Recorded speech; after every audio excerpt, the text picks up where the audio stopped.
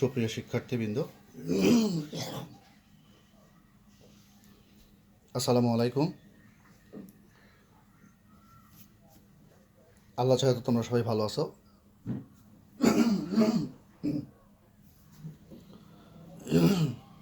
আজকে তোমাদের ব্যবসায় সংগঠনের ব্যবস্থাপনা দ্বিতীয় পত্রের 7ম অধ্যায় প্রেষণা একটু পড়ার চেষ্টা করব, একটু আলোচনা করার চেষ্টা করব।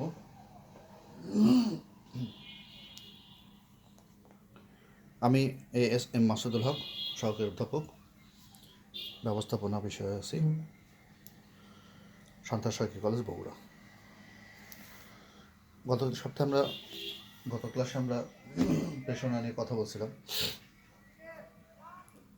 প্রেষণা কাকে বলে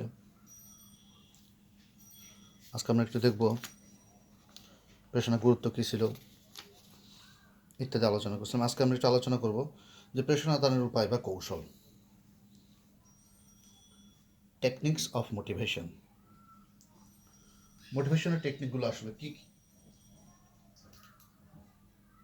কীভাবে প্রতিষ্ঠানে কর্মরত শ্রমিক কর্মচারীদেরকে তাদের কাজের প্রতি আগ্রহী করে তোলা হয়। শ্রমিক কর্মচারীদের কাজের প্রতি উৎসাহিত এবং অনুপ্রাণিত করার প্রক্রিয়া হচ্ছে আমাদের প্রেষণা। আমরা জানি যে আমাদের শ্রমিক কর্মচারীরা বিভিন্ন ধরনের বয়সের, যোগ্যতা সম্পন্ন, শিক্ষার, মানসিক অবস্থার থাকে। সুতরাং একজন ব্যক্তিকে যেভাবে প্রণোদিত করা যায়, অন্যজন ব্যক্তিকে কিন্তু সেভাবে প্রণোদিত করা যায় না।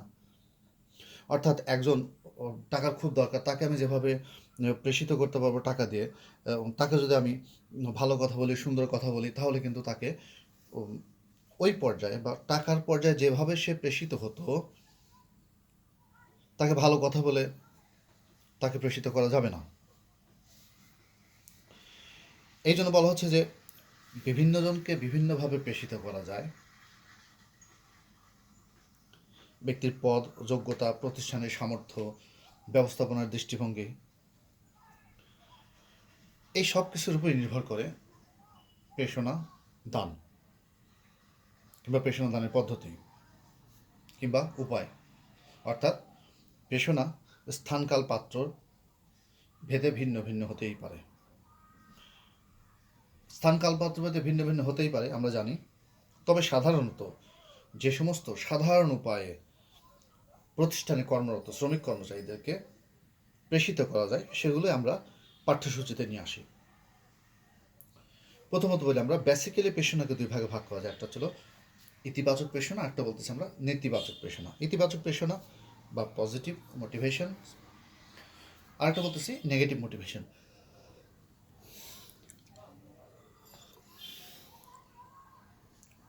ইতিবাচক প্রেষণা, এখানে কিন্তু আমরা উত্তর পেয়ে গেছি আসলে কি বলতে চাচ্ছি আমরা।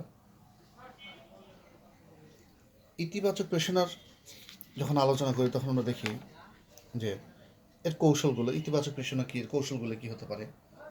আমরা বলতেছি যেসব প্রেষণা দানের ফলে শ্রমিক কর্মীরা আন্তরিকতা এবং স্বতঃস্ফূর্তভাবে নিজে থেকে আগ্রহী হয়ে কাজ করে এবং প্রতিষ্ঠানের লক্ষ্য পূরণে সাহায্য করে, সেটাকে আমরা বলতেছি হচ্ছিল ইতিবাচক প্রেষণা। এটা আবার দুই প্রকার হতে পারে। একটা বলতেছি আমরা আর্থিক প্রেষণা বা আর্থিক উপায়, যেটাকে আমরা বলছি ফাইন্যান্সিয়াল মিনস। অনার্থিক প্রেষণা বা অনার্থিক উপায় বলতেছি আমরা নন ফাইন্যান্সিয়াল মিনস।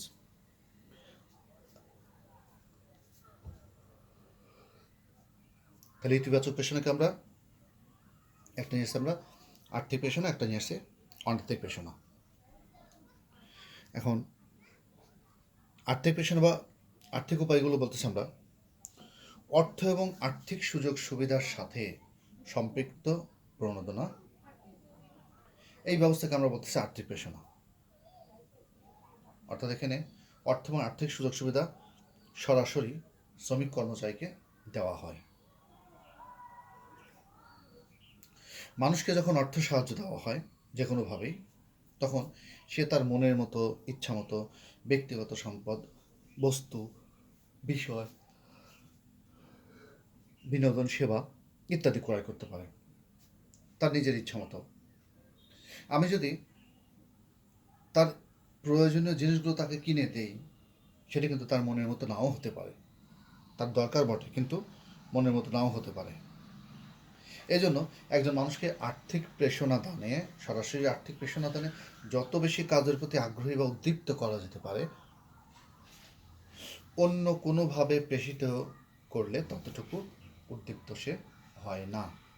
এজন্য আমরা আহ, আমরা আমরা প্রাতিষ্ঠানিক পর্যায়ে আর্থিক পেশনাকে খুব বেশি বেশি গুরুত্ব দিয়ে থাকি, সবচেয়ে বেশি গুরুত্ব দিই। আমি বলতেছি না যে তার মানে অনার্থিক পেশনা কিন্তু অবহেলিত কিংবা গুরুত্বহীন। অনার্থিক পেশনারও গুরুত্ব আছে বটে। যেমন কোনো ব্যক্তি যদি তাকে যতই না আর্থিকভাবে পেশিত করা হয় না কেন, কিন্তু সে ব্যক্তি প্রকৃতপক্ষে সে সুনামের পাগল, সে হচ্ছিল কাজের তার স্বীকৃতির পাগল, সে পুরস্কারের পাগল, সে অ্যাপ্রিসিয়েশনের পাগল, তখন সে কিন্তু যত প্রকারই আমি অর্থ দিয়ে তাকে সাহায্য করি না কেন, তার কাছ থেকে কিন্তু আমি কাজ আদায় করতে পারবো না। যেমন কোনো শ্রমিক কর্মচারীদেরকে যদি আমি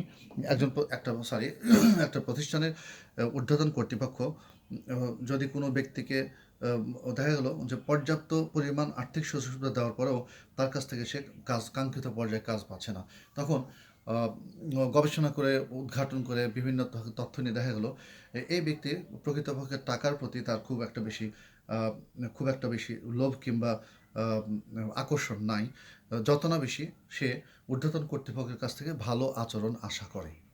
অর্থাৎ আমি প্রথমেই বলছি যে প্রেষণা স্থানকাল পাত্রভেদে কিন্তু ভিন্ন ভিন্ন হতেই পারে।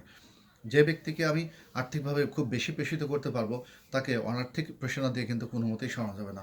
আবার অনার্থিক প্রেষণা কিংবা তার কাজের মূল্যায়ন করে কিংবা তার কাজের প্রশংসা করে তার ভালো কাজের প্রশংসা করে যেভাবে কোনো ব্যক্তিকে আমি আমি আমি আমি উদ্দীপ্ত করতে পারবো, তাকে হয়তোবা পর্যাপ্ত টাকা দেওয়ার পরেও সেভাবে উদ্দীপ্ত করতে পারবো না। সুতরাং আর্থিক পেশনা যেমন গুরুত্বপূর্ণ, অনার্থিক পেশনা তেমন গুরুত্বপূর্ণ।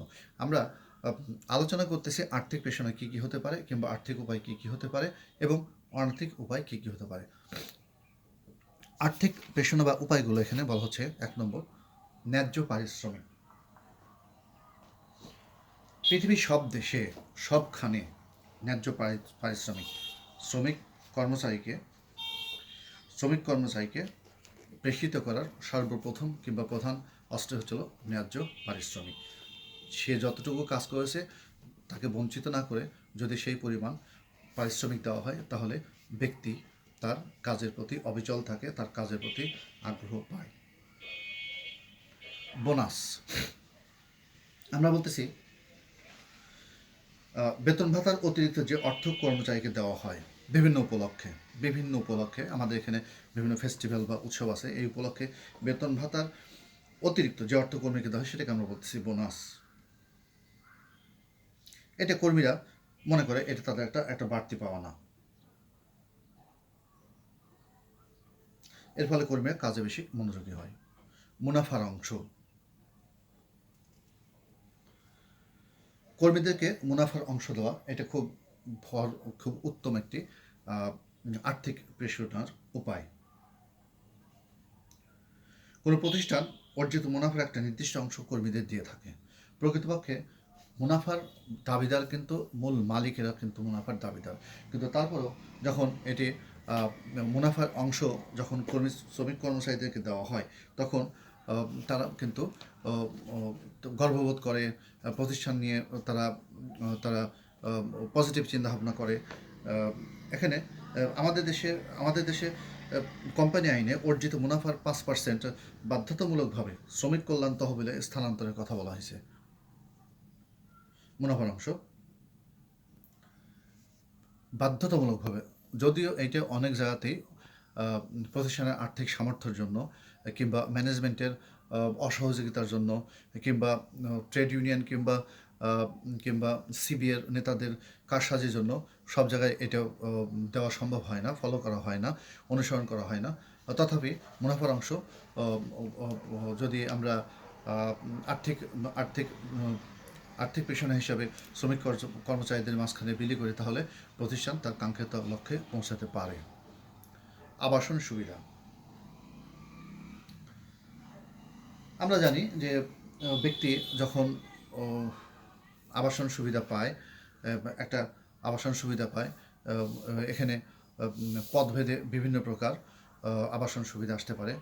উচ্চপদস্থ কর্মকর্তা, নিম্নপদস্থ কর্মকর্তা, কী বলে, উচ্চপদ, বিভিন্ন ধরনের শ্রমিক কর্মচারী, তারা যখন তাদের বেতনের একটা নির্দিষ্ট অংশ থোক বরাদ্দ অথবা একটা নির্দিষ্ট হারে এই আবাসন ব্যবস্থা বা বাড়ি ভাড়া, আবাসন সুবিধা বা বাড়ি ভাড়া ইত্যাদি পায়, তখন তখন কর্মী তার কাজের প্রতি যথেষ্ট শ্রদ্ধাশীল, যথেষ্ট কি বলবো, যথেষ্ট মনোযোগী হয়ে ওঠে। কারণ তার তার থাকার কোনো সমস্যা নাই, তার তার থাকার কোনো সমস্যা নাই, তার তার নিশ্চিন্তভাবেই সে তখন কাজ করতে পারে, দিন শেষে বাড়িতে যেতে পারে, ইত্যাদি ইত্যাদি। এভাবে আমরা এই জিনিসগুলো চিন্তা করতে পারি। চিকিৎসা সুবিধা। চিকিৎসা সুবিধা হচ্ছিল এটা থোক বরাদ্দ হতে পারে, কিংবা থোক বরাদ্দ হতে পারে, কিংবা একটা বেতনের শতকরা অংশ, মূল বেতনের শতকরা অংশ এই চিকিৎসা সুবিধা হিসেবে দেওয়া হয়। যাতায়াত ভাতা। শ্রমিক কর্মচারীকে তাদের পদ অনুযায়ী তাদের কর্মস্থলে আসার জন্য এই যাতায়াত ভাতা দেওয়া হয়। বেতন সহ ছুটি।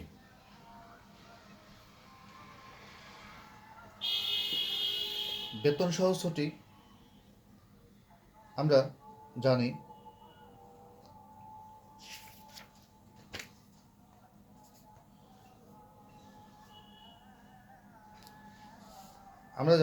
বেতন সহ ছুটি এখানে বলতেছে যে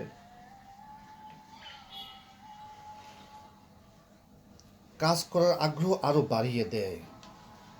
প্রশিক্ষণ, উচ্চশিক্ষা, মারাত্মক অসুস্থতা প্রভৃতি কারণে কর্মীদের অনেক সময় দীর্ঘমেয়াদী ছুটির প্রয়োজন হতে পারে।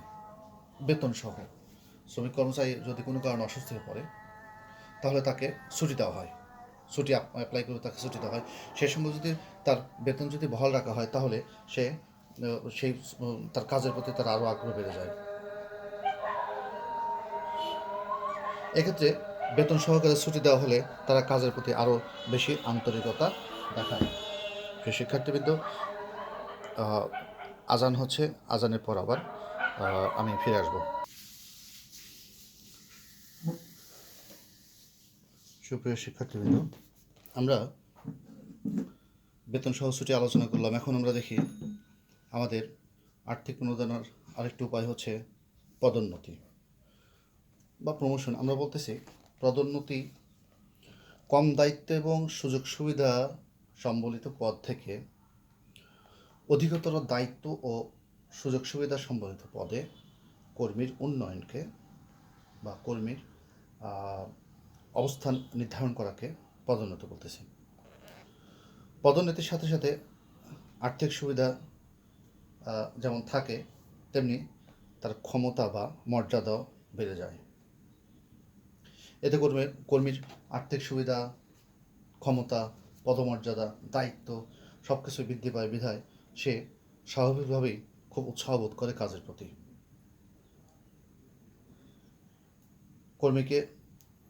যোগ্য কর্মীকে পদোন্নতি দান এবং ভবিষ্যৎ উন্নতির সম্ভাবনার দ্বার খোলা রাখা প্রয়োজন। পদোন্নতির ফলে কর্মীর ভিতরে পজিটিভ মোটিভেশন তৈরি হয়। এটা আর্থিক প্রণোদনার একটি উপায়। পুরস্কার।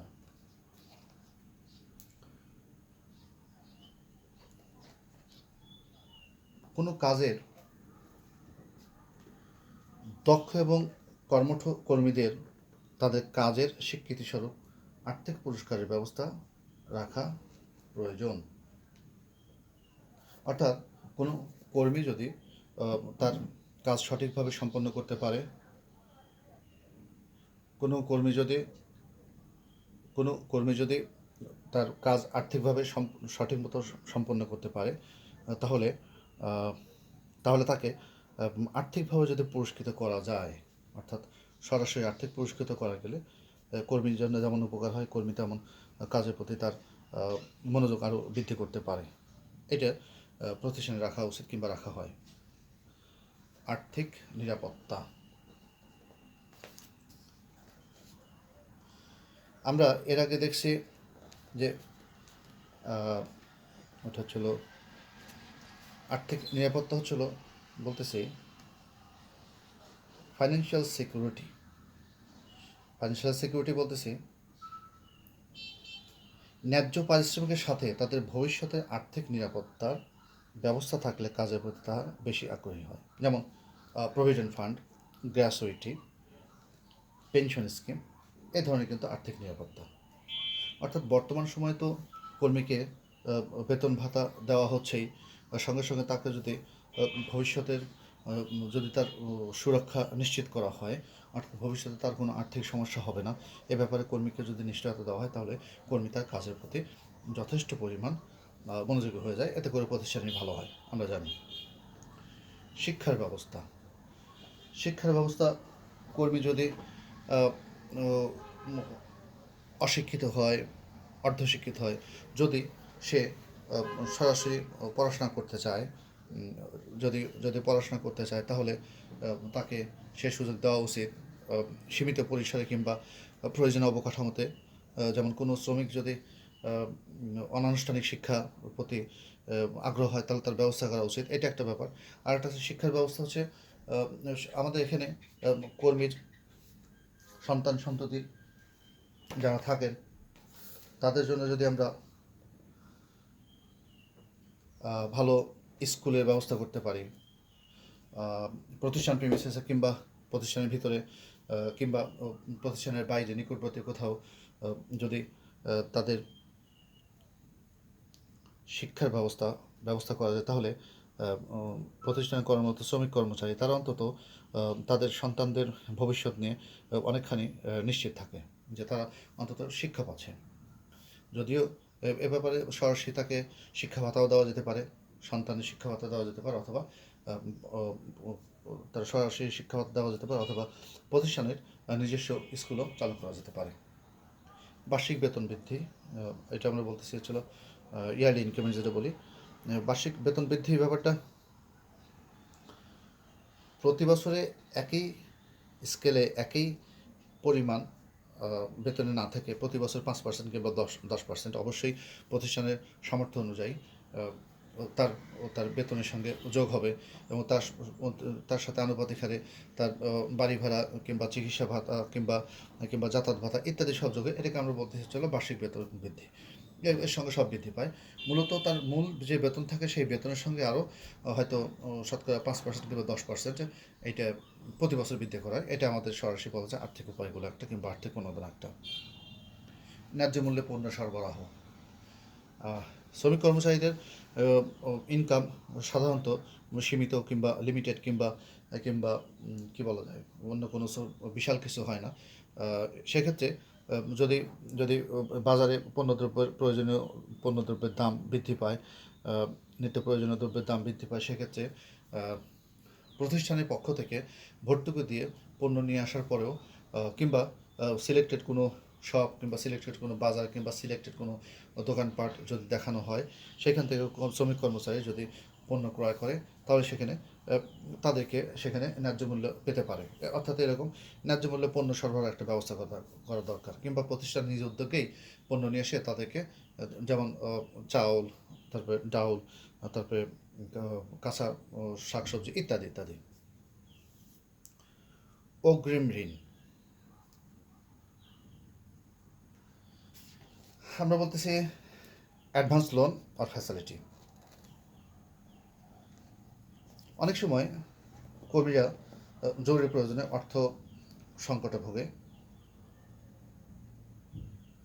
এই সময় যদি কর্মীকে অর্থ দেওয়া হয়, একেবারে না, যদি ঋণ আকারেও দেওয়া হয়, তাহলে প্রতিষ্ঠানের সুনাম বৃদ্ধি পায়, প্রতিষ্ঠানের প্রতি কর্মীদের ডেডিকেশন বা কী বলে ডেডিকেশন বৃদ্ধি পায়, একাগ্রতা বৃদ্ধি পায়। সেক্ষেত্রে কর্মীদের মানসিক শক্তি বৃদ্ধি পায়, চিকিৎসা, বাসস্থান, সন্তানদের শিক্ষা প্রভৃতি খাতে প্রাতিষ্ঠানিক তহবিল থেকে ঋণ সুবিধা দেওয়া যেতে পারে। কোনো কর্মী হয়তোবা তার বাড়িঘর বানাতে পারে, কিংবা তার কর্মীদের সন্তানদের বিভিন্ন উৎসব, যেমন বিয়ে হতে পারে, কিংবা জন্মদিন হতে পারে, ইত্যাদি ইত্যাদি কারণে ইত্যাদি কারণে যখন যদি তাদেরকে ন্যায্য অগ্রিম ঋণ দেওয়া হয় এবং পরবর্তীতে এই ঋণ প্রতি মাসে বেতনের সঙ্গে একটা নির্দিষ্ট পরিমাণ অর্থ ধীরে ধীরে কাটা নেওয়া হয়, তাহলে শ্রমিক কর্মচারী যথেষ্ট কাজের প্রতি উদ্দীপ্ত হয় বা প্রতিষ্ঠানের প্রতি উদ্দীপ্ত হয়, তথা কাজের প্রতি উদ্দীপ্ত হয়। এটাকে আমরা বলছি অগ্রিম ঋণ সুবিধা। বিমার সুবিধা, আমরা জানি বিমার সুবিধা যখন প্রতিষ্ঠানে কর্মরত শ্রমিক কর্মচারীদেরকে দেওয়া হয়, তখন তাদের জীবনের নিরাপত্তা নিশ্চিত করা হয়, কিংবা ভবিষ্যতে অনিশ্চয়তা থেকে তাদেরকে বের করে নেওয়া হয়, ফলে তারা নিশ্চিন্তে সেই প্রতিষ্ঠানে কাজ করে।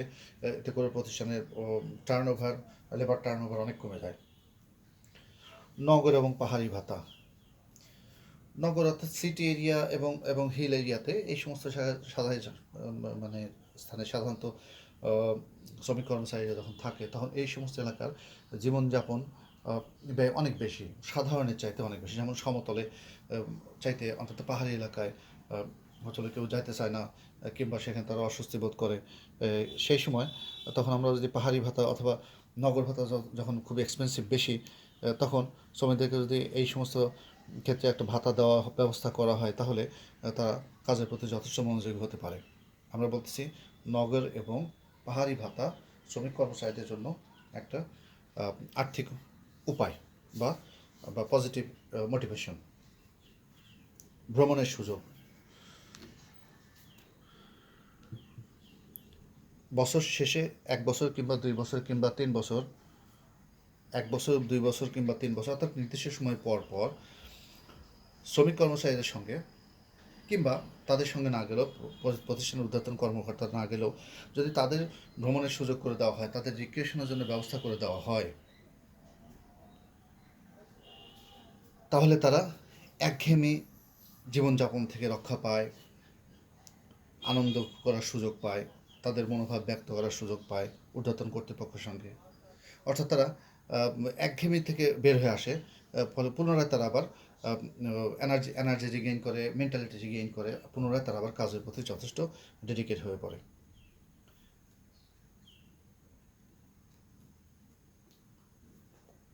আমরা বলতেছি বিপদে আর্থিক সহায়তা।